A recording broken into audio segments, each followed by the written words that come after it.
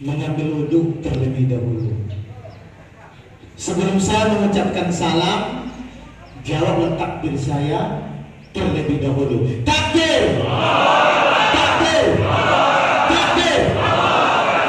Sebab dari takbir sebelum acara dimulai, Allahu Akbar, tentu semakin semangat kita kan. Assalamualaikum warahmatullahi wabarakatuh.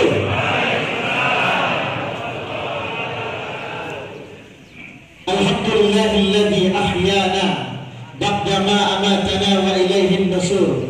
Asyhadu an la ilaha illallah wahdahu la syarika lah wa asyhadu anna Muhammadan abduhu wa rasuluh la nabiyya ba'da. Allahumma shalli wa sallim ala sayyidina Muhammadin wa ala alihi wa sahbihi ajma'in, amma ba'du. Yang sama-sama kita hormati Bapak Wakil Gubernur Riau, Bapak Brigjen TNI Haji Edi Natar Nasution beserta rombongan. Kita doakan beliau semoga beliau sehat walafiat. Amin. Allah selalu jaga beliau. Amin.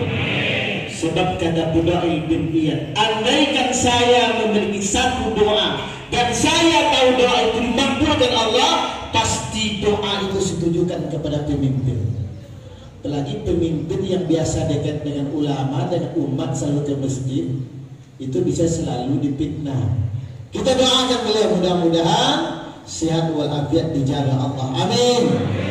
Yang kami hormati Kepala Bagian Kesra, Pak Camat, Kepala Desa, Ketua RW, Ketua RT, yang kami muliakan, para mursyid, para guru-guru kami, tuan guru, para khalifah, wabil khusus ini untuk sahabat kami, guru kita, Ustadz Dr. Yuli Hasman, SAG, beserta seluruh tim sholat subuh berjamaah Rokan Hulu dan sahabat-sahabat kami dari Dewan Masjid Indonesia. Ini tampil beda pakai baju batik, luar biasa Rokan Hulu. Dan juga yang paling istimewa buat sahabat-sahabat kami dari tim gerakan sholat subuh berjamaah Provinsi Riau yang menempuh jalan kata Pak Wagub tadi 4 jam. Kalau saya 5 jam Pak Wagub. 5 jam. Ini Ustaz Cipto 6 jam. Semakin lambat lagi. Padahal Pak Hedi yang bawa biasa lajunya. Semoga semua kita dimuliakan Allah Subhanahu wa taala.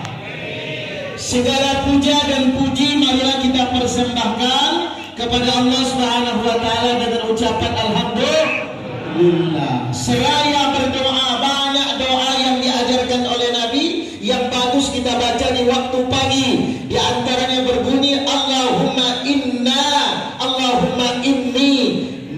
as'aluka ilman nafi'an wa rizqan thayyiban wa amalan mutaqabbalan. Ya Allah, berikan kepada kami ilmu yang bermanfaat. Itu doa kita baca, mau di majelis ilmu, mau di rumah, di kantor, di sawah, di ladang, kita baca. Wa rizqan thayyiban, rezeki yang baik, wa amalan mutaqabbalan, berikan kepada kami amal yang diterima, insya Allah. Salawat dan salam Allahumma salli ala Sayyidina wa Habibina wa Syafi'ina wa Maulana Muhammad. Sama-sama kita sampaikan kepada junjungan alam payung panji kita sebagai umat Islam, yakni Nabi besar Muhammad sallallahu alaihi wasallam. Bapak Ibu kaum muslimin, kaum muslimat yang berbahagia, tentu yang pertama kami mengucapkan terima kasih kepada seluruh jamaah yang telah, khususnya kepada Ustadz Yuli dan seluruh tim gerakan sholat subuh berjamaah yang telah menjadi tuan rumah gerakan sholat subuh berjamaah yang ke-92 sebetulnya. 92 ini sebetulnya hari Sabtu, tapi kami ini baru pulang dari Cianjur ya Pak Wagub. Saya pergi dengan bis, pulang pakai mobil. Ada yang pesawat, tapi sekitar pulang 3 orang pakai, sampai malam tadi jam 2. Yang 2 tak bisa bergerak, demam langsung. Saya sendiri yang bisa. Ya, kita Cipto kan tak bisa berangkat ke sini. Jadi sebetulnya kita sudah rencanakan 4 mobil, tapi 2 mobil berhalangan. Jadi mohon maaf mereka tak bisa hadir.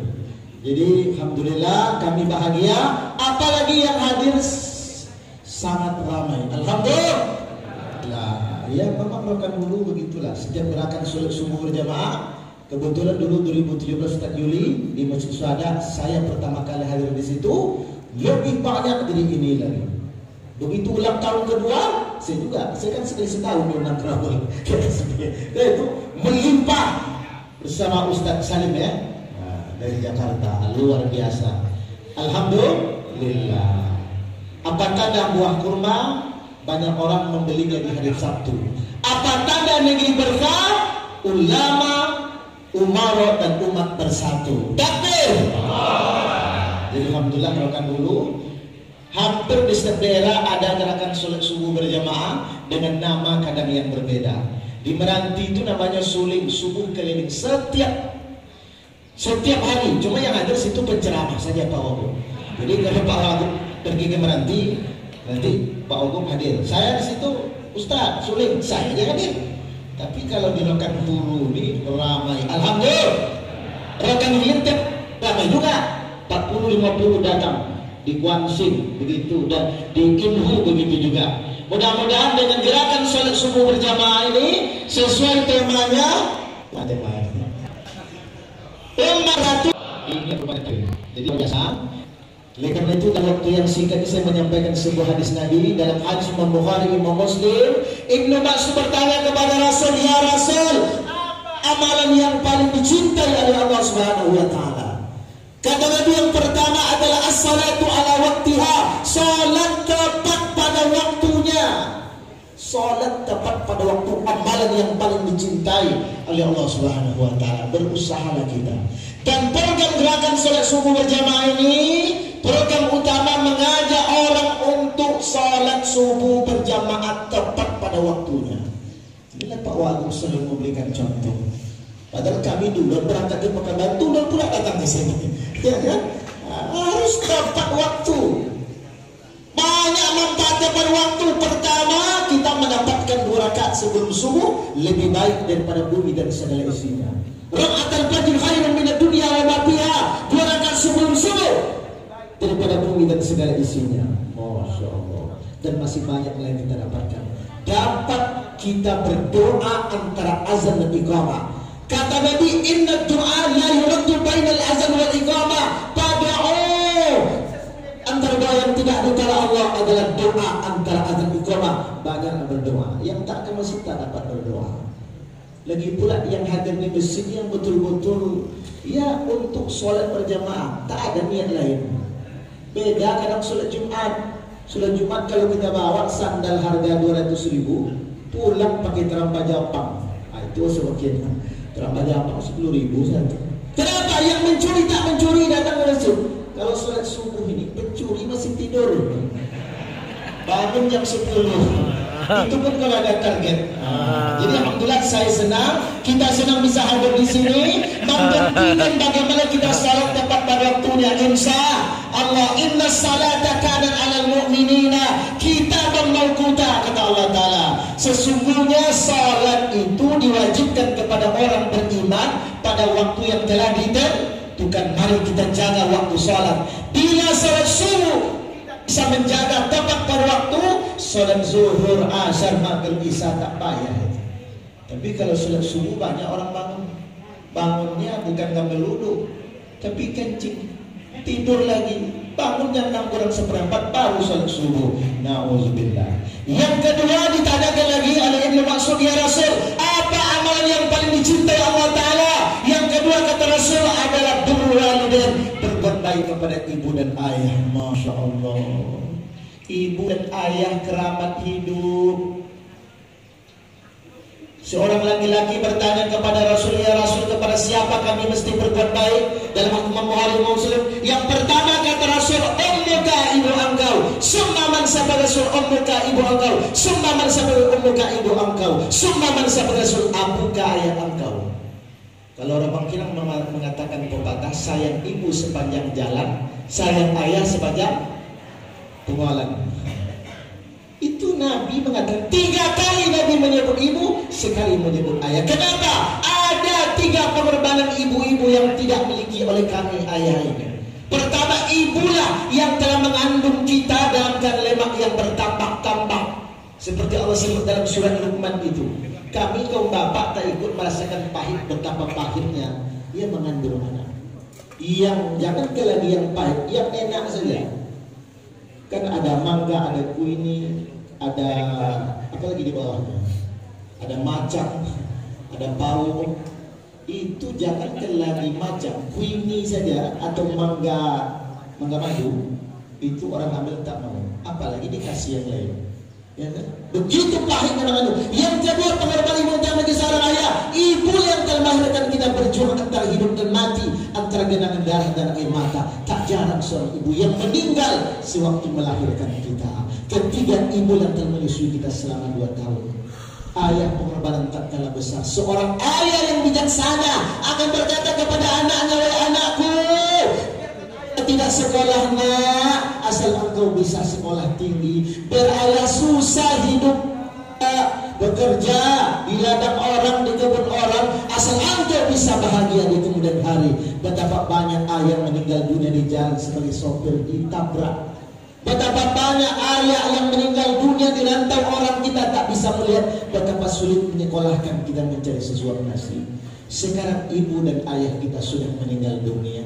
Syukur ibu dan ayah kita masih hidup, muliakan mereka. Muliakan mereka. Ada sebuah cerita kisah nyata di Arab Saudi, di sebuah pengadilan mahkamah Arab Saudi. Seorang pemuda yang beberapa jam lagi akan mati. Lalu dia berkonsultasi dengan seknya di Saudi waktu itu, wahai saya bakal zuhur dan akan diponis dihukum mati. Tolong beri saya nasihat. Kata saya tersebut, wahai anak muda, apakah engkau masih memiliki ayah? Sudah tidak ada lagi. Ibu ada. Tolong cepat engkau pulang ke rumah, berikan makanan yang terbaik untuk ibumu. Tak sempat lagi saya. Usahakan. Pemuda tersebut berlarian ke rumahnya, singgah ke rumah makan yang paling mewah. Dia beli mewah nasi yang paling mewah. Dia antarkan ke rumah ibunya di rumah. Dengan bangga sambil menangis, ibu berdoa kepada Allah, semoga Allah memurahkan rezekimu nak dan menyelamatkan dirimu. Ini ibu tak tahu anak akan diponis hukuman mati, tak tahu dia. Lalu belum lagi dia berangkat kembali ke pengadilan, orang telah menelepon bahwa dia tak jadi dihukum mati, hanya sebungkus nasi. Subhanallah. Berikan terbaik untuk ibu dan ayah. Jangan kita pergi Pekanbaru makan di Pondok Patin, harga 250.000 satu keluarga. Pas dibelikan untuk ibu ayah kita, dibeli nasi bungkus harga 10.000. Alhamdulillah. Berikan yang terbaik untuk mereka. Ada seorang pemuda dari negeri Yaman sedang tawaf menikah mengendong ibunya bersama Ibnu Umar. Apa kata pemuda tersebut? Pemuda itu bernama Uwais Al-Qarni. Wahai Ibnu Umar, sekarang kita gendong ibu kandung kita, cukupkah kita membayar jasanya sewaktu mereka dulu melahirkan kita, menyusui kita? Kata Ibnu Umar, belum cukup wahai anak muda. Lalu kemudian Uwais Al-Qarni berdoa kepada Allah sambil mengendong ibunya, ya Allah, ampuni dosa ibuku ya Allah. Kata ibu Uwais, hai Uwais, kenapa engkau tidak mendoakan engkau dulu nak, juga mendoakan ibu? Kata Uwais, wahai ibuku, cukup nak, saya mendoakan engkau, bila Allah mengampuni dosamu, ridho Allah akan bergantung kepada ridhomu, dan dosa yang akan diampuni Allah. Masya Allah. Di zaman Umar bin Abdul Aziz ada seorang pemuda yang dia memiliki seorang ayah yang sakit, terbaring selama 10 tahun. Dia datangi seorang ulama besar Hasan Al-Basri, wahai 10 tahun lamanya saya menampung buang air besar ayah saya dengan tangan kanan tanpa ada rasa jijik sedikit pun. Cukupkah saya membayar jasa yang diberikan ayah saya kepada saya dulu? Kata Hasan Al-Basri, tidak cukup wahai anak muda. Subhanallah, 10 tahun tak pakai pempes, ditampung buang air besar tanpa rezeki. Kita kadang hanya melap air liur ayah saya kita, kadang kita sudah benci, na'udzubillah. Oleh karena itu, berbahagialah kita hari yang masih memiliki ayah dan ibu. Bahagiakan mereka, belikan makanan terbaik, belikan pakaian terbaik, muliakan kehidupannya, bangun rumahnya. Masya Allah, itulah amalan yang kedua. Yang terakhir, terakhir kata Ibnu Mas'ud, ya Rasul, apa lagi amalan yang paling dicintai Allah? Kata Rasul, al-jihadu fi sabilillah, berjihad di jalan Allah Subhanahu wa taala. Sekarang negeri kita bukan negeri jihad. Bukan negeri jihad. Tapi banyak amal yang setara dengan jihad. Yang pertama, majelis ilmu. Maka kata Ustaz Yuli tadi, hari ini ya boleh kita tidak sholat Isra. Nabi sholat tarawih, sholat malam. Satu ketika baru Nabi tak lagi sholat malam. Bertanya sahabat, kenapa tak sholat malam? Supaya jangan dikira sholat malam itu wajib. Maka Nabi memperhatikan. Jadi kita setiap subuh sholat Isra. Hari ini ada Pak Wakil Gubernur, ada kita ramai hadir. Ya kita ganti dengan amalan majelis ilmu. Kata Nabi dalam hadis Imam man kharaja, siapa yang keluar dari rumahnya fi talabil ilmi, menuntut ilmu-ilmu agama, wa huwa fi sabilillah, bagaikan berjihad di jalan Allah taala, haji hingga dia sampai kembali pulang ke rumahnya. Masya Allah, berjihad itu bukan ringan pahalanya. Di zaman Nabi ada seorang sahabiah. Kalau perempuan laki-laki namanya sahabat, perempuan sahabiah. Dia bangunkan anaknya namanya Nusaybah binti Ka'ab. Di sepertiga malam tadi dia bangunkan anak-anaknya yang laki-laki dan suaminya, wahai anakku, wahai suamiku, bangunlah, ada panggilan lihat jihad Rasul. Besok pagi kita ikut berperang, ibu akan ikut. Masya Allah. Ibunya Nusaybah binti Ka'ab bersama suaminya dan seluruh anak laki-laki ikut berperang bersama Nabi. Begitu semangat dia. Kenapa? Meninggal di medan tempur, mati syahid, masuk surga. Sekarang negeri bukan negeri jihad, menuntut ilmu sama jihad, menyumbangkan harta berjihad, naik haji berjihad, dan masih banyak amalan jihad lainnya. Insya Allah. Semoga gerakan sholat subuh berjamaah ini ke depan insya Allah lebih semarak, lebih ramai, sebagai bukti kita orang beriman. Kata Nabi, barang siapa yang menyaksikan seseorang yang selalu datang ke masjid, maka saksikan dia adalah orang beriman. Apalagi sholat subuh. Kata Pak Wagub tadi, ini kita berada di dua sisi yang memang sangat luar biasa. Banyak manfaat sholat subuh yang kita dapatkan. Oleh karena itu, negeri yang bernama negeri Sulu ini harus nampak. Dan alhamdulillah Pak Kabak Kesra hadir, Pak Camat hadir. Mudah-mudahan ke depan semua pemimpin kita bersama ulama, bersama umara, umat bersatu padu hadir meramaikan masjid. Kalau itu yang terjadi, janji Allah akan dibuktikan. Walau anna ahlal qura amanu aw la fatahna alaihim katim minas sama'i wal ar walakin kasabu pasna bima kadaf. Andai untuk sebuah negeri beriman dan bertakwa, pasti kami turunkan berkah yang turun dari langit dan bumi. Jakarta kotanya indah, di sana ada istana presiden. Kalau ada kata hamba yang salah, mohon maaf 100%. Takbir. Kalau ada sumur di ladang, bolehlah kita menumpang mandi. Kalau ada sumur umur kita sama panjang, bolehlah kita bertemu lagi. Fastabiqul khairat wallahu muwaffiq ila aqwamit karim. Jadi saya baca semua. Jadi saya ini kadang menyesuaikan juga power. Kita kan, Ustaz Domo nih, kadang di situ ini baca. Ini namanya penyesuaian.